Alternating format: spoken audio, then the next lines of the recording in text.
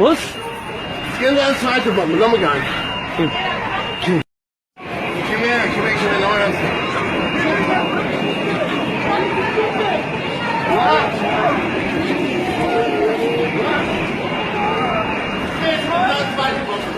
Was?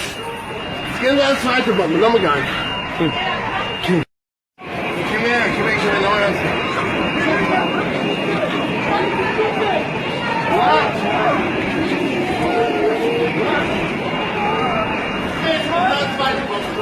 Was? Gehen Sie ans zweite Bomben, Lommegang.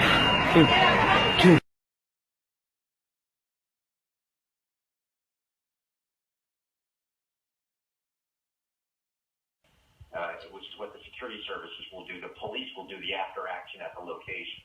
And Phil, that's the sort of thing that certainly they will be looking at in today and in the days ahead. But right now they may have at least 2 incidents in and around Brussels, Belgium. And possible more attacks to come. In the time that you've been reporting in Brussels with the recent events, have you seen anything like this where any kind of closures like this have occurred, or where that would seem to be something that would occur? How unusual is this? I'm sorry, Lauren, could you repeat that? I was just asking, in the recent events that you've been covering in Brussels and surrounding all of these events and the arrests and in the wake of Paris, how unusual is it? I mean, I'm sure it's very unusual to close down the entire subway system, but to see these quick reactions and these closures, how, I don't want to say unprecedented if that's not the case, but how unusual is all of this? It's extremely unusual. We haven't seen anything like this since the November attacks in Paris. To shut down the entire airport and to not try to couch it in language that would leave any sort of a room for any other possibility is a clear indication that they believe that this is terrorism. There have been evacuations of other airports in other European cities like Geneva, and I was there, but they were downplaying it, saying this happens all the time. This is not the case here in Brussels. If you're shutting down this airport, shutting down this subway system, something has happened, and there are fears that more could happen. And it really should be of note that, and Alex, you're well familiar with Belgium, as am I, a lot of people throughout this country travel through the rail system. It is a great rail network. And how he was able to hide in plain sight, Phil? It does. I think it also raises questions about cooperation within Europe. Even in the past week, there's been a lot of tension between the Belgians and the French about the... would be, and it would really cripple the city. Absolutely. It's a very good point, Candice, because, this is a continent where everything is close together. You drive 1 hour in one direction and suddenly you're in a different country and they're speaking a different language. American students, they're always coming over here and getting their Euro-rail passes in the summer and traveling all over the continent. This is something that people have been doing for years. And to a large extent, people rely a lot, and they certainly rely a lot more on trains and on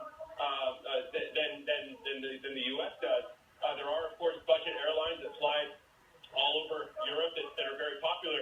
But these cities are so interconnected, and that was one of the problems that we saw in Paris. These people were able to slip into Paris from other countries unnoticed. Under the Schengen Agreement, there are essentially no borders between these European countries.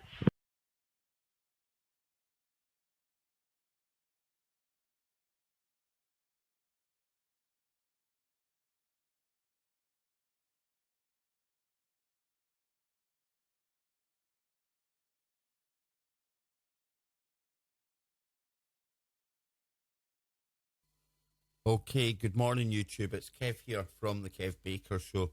We have got breaking news coming out of Brussels today. Now, I woke up to get up for work, get the wee man up for school, and first off, we had 2 blasts reported from the Brussels airport. Now, this was the departure lounge, check-in desk, for American Airlines. Now, what you can see here is the obvious aftermath of these 2 explosions.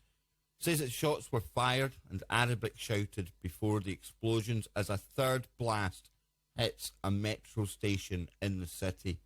Now, we've just had Salah Abdi Salam, Europe's most wanted man, arrested the other day. Now, my initial thoughts on this were this could well be the remaining members of his team, his cell. They had just recently identified one of the unknown attackers from Paris. And my immediate thoughts are, well, this could well be them and their final hurrah, one big last blast. Because they obviously don't trust their pal that is now in custody. And I know there's going to be people out there that are shouting this could well be some kind of fake false flag event. Listen, guys, I ain't there. And all I'm going to do is tell you what we've been told and give you a few of my thoughts. I'm one of these people that do believe that there are totally fake events that happen. But I also believe there's real events. And then on top of that, I think you get a mixture of the two. And I certainly am not going to jump to any conclusions here.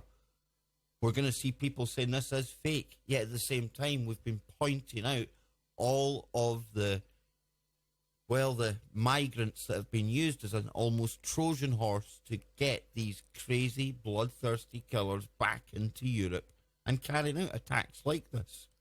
Now, today's level of attack, when you have 2 bombs going off at the airport and then some time passes and then you hit the metro station, which just happens to be right by the EU buildings. If we see here, it says blast has been reported at Maelbeek Metro station in Brussels, which is just meters away from the Gare de Bruxelles Schumann railway station. The explosion comes less than an hour after a deadly airport bombing killed at least 17 people. Now, I've heard reports that 10 were dead, 30 injured. Now we're seeing here 17 people. Shouts of Arabic at the airport. I'm suspecting this could well have been 2 suicide bombers. The level of sophistication that we're told was involved in the making of the Paris attackers' suicide vests, that was said to shock the services, security services, who were obviously genuine. These people, not everyone are in on false flags or stand downs, but what they seen was a high level of sophistication and organisation. And when you see blasts like this taking place today, I'm suspecting this could well be the start of something major. Now, let's just see what has been reported here, and we'll take a quick look at this. I'll keep the volume down, so hopefully we'll not get any copyright strike, but just look at that there. This is the aftermath of the Brussels airport twin bombings. We heard that there was Arabic being shouted. There was one woman I've seen. If we scroll down, we might see her covered in blood, but we'll see people running here from the airport. Now, obviously, footage is from Anna. So there, big thank you for that. Look at the front of the building, utterly blown out. And, you know, maybe it's just me, but that smoke, that kind of colour is reminiscent of what we've seen outside the Stade de France and one of the bistro cafes in Paris when we had suicide bombers detonating their vests way back last year. But just says here, confused and shocked passengers fled the terminal to safety as they were evacuated by armed police. Footage also showed ceiling tiles littered across the floor and strewn black luggage belts, cases and bags at a check-in desk.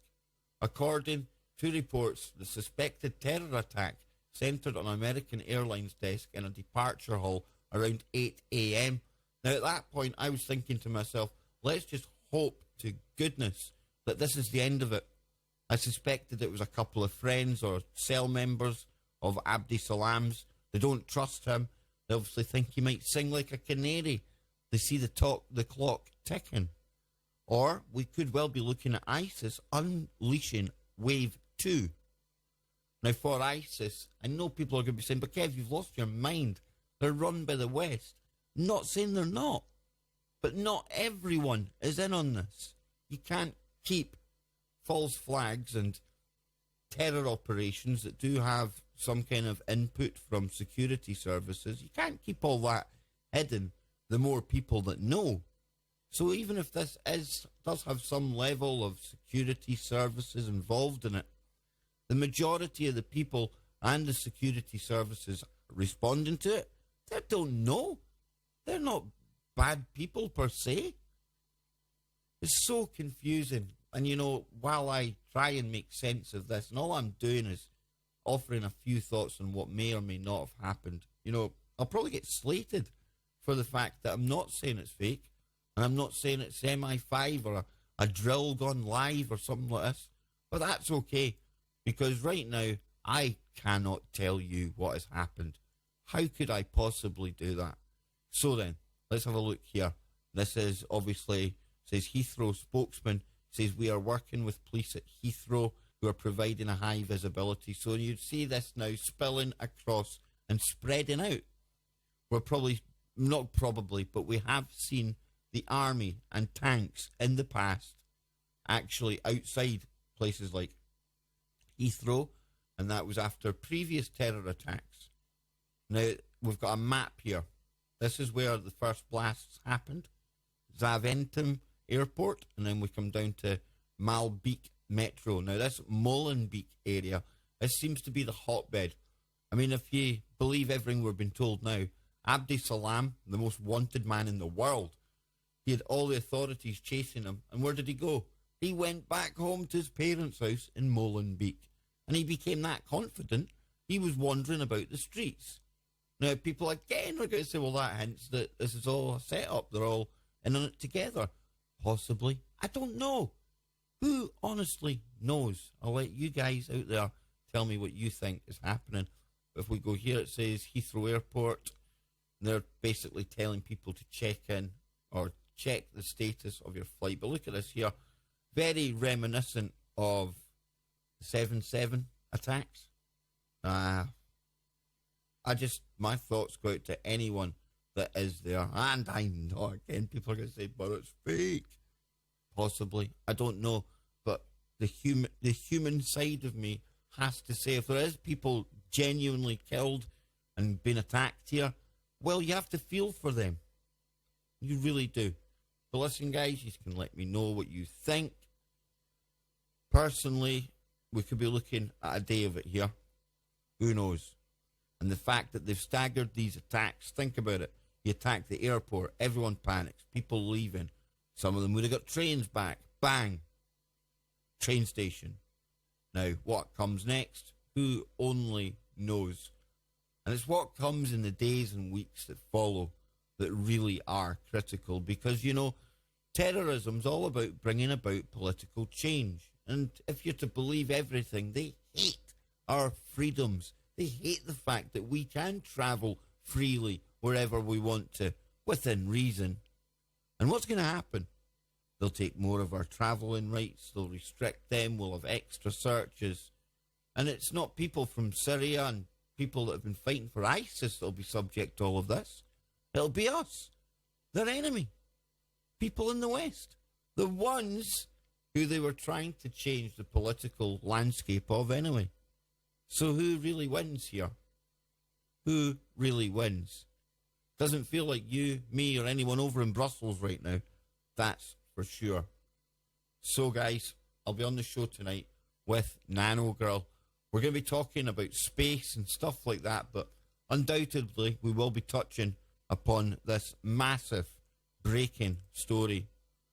Like I showed you there, we have possibly up to 17 people dead, 30 injured after 2 blasts at Brussels airport, followed an hour later by a secondary blast, at least one at Maelbeek Metro station. We'll just have a quick look before we go, just in case anything else is developing. It says here, Belgian media say up to 10 people have died and 30 others are wounded after explosions at Zaventem Airport in Brussels. This is Kev Baker, and I will be live tonight on the Kev Baker Show, truthfrequencyradio.com, for all the real news and views as it happens. Later, YouTube.